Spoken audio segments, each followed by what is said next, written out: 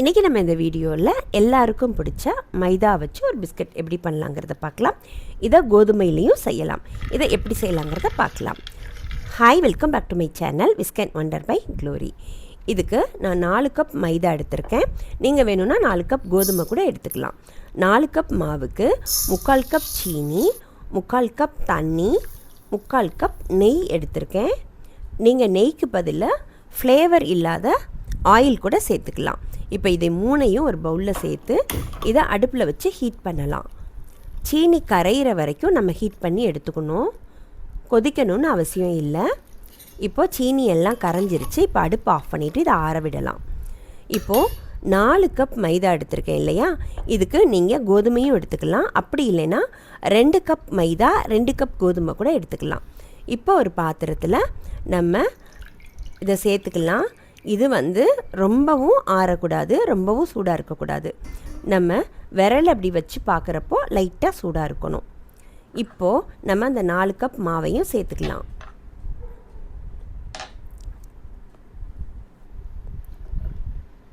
Measurement ஈஸியாக ஞாபகம் வச்சுக்கலாம். இப்போ இது கூட ஒரு பிஞ்ச் அளவுக்கு உப்பு சேர்த்துருக்கேன். இப்போது இதை சப்பாத்தி மாவு மாதிரி அழுத்தி பிசையாமல் விரலாலேயே பிசைஞ்சு எடுக்கணும்.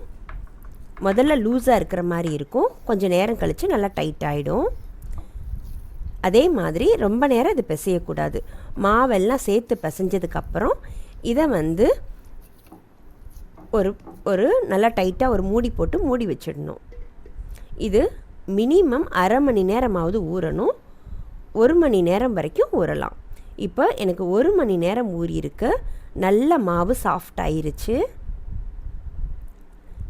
இதை அதுக்கப்புறமும் கூட அழுத்தி பிசையக்கூடாது. இப்போ இதை நான் 2ஆக கட் பண்ணி எடுத்துக்கிறேன்.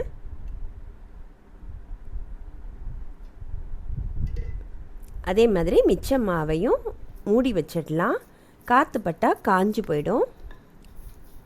இப்போ நம்ம சப்பாத்தி திரட்டுற மாதிரி திரட்டி எடுத்துக்கலாம்.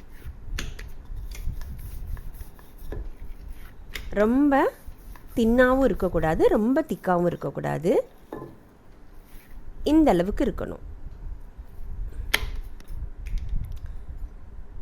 இப்போது ஒரு கத்தியாலேயோ நான் இன்றைக்கி பீஸா கட்டர் வச்சு யூஸ் பண்ணுறேன்.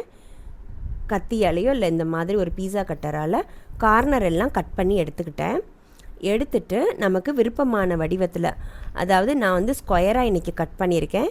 நீங்கள் வேணும்னா டைமண்ட் ஷேப்பில் கூட கட் பண்ணி எடுத்துக்கலாம்.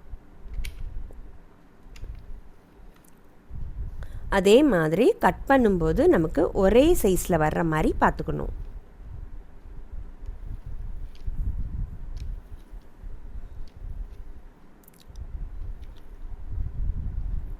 இப்போது ஒரே மாதிரி இருக்குது. அதே மாதிரி திக்னஸும் பாருங்கள், இந்த மாதிரி இருக்கிற மாதிரி பார்த்துக்கோங்க.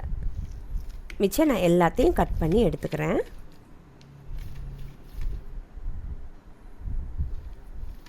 இது ரொம்ப டேஸ்ட்டாக இருக்கும், ரொம்ப சாஃப்டாகவும் இருக்கும், வெளியே நல்லா கிறிஸ்பாகவும் இருக்கும்.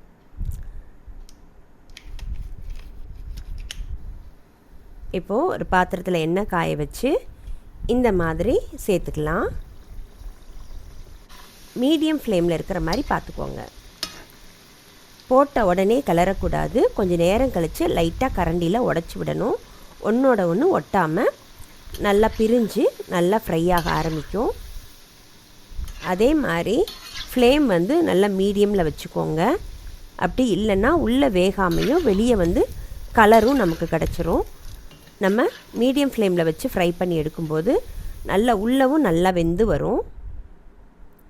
இப்போது அந்த சலசலப்பு கொஞ்சம் குறைஞ்சதுக்கப்புறம் கலரும் கூட கரெக்டாக வந்ததுக்கப்புறம் நம்ம எடுத்துக்கணும். மிச்சத்தையும் பொரிச்சு எடுத்துக்கலாம். அதே மாதிரி இது சூடாக இருக்கும்போது மெத்துன்னு இருக்கிற மாதிரி தான் இருக்கும். ஆற தான் நல்லா முறுமுறுப்பாக வரும். இப்போ இதுவும் நமக்கு ரெடி ஆயிருச்சு. நல்ல லேயராக நமக்கு இது கிடச்சிருக்கு.